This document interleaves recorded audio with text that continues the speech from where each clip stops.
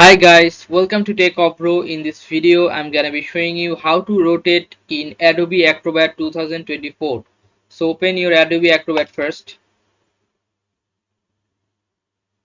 Now click on the first link or any PDF you want to rotate. I'm gonna rotate this one, double clicking on this, and you'll find here this tool option. Click on tool, then you'll find here organize pages. Click on open. Then you can see the multiple pages. So choose the page you want to rotate.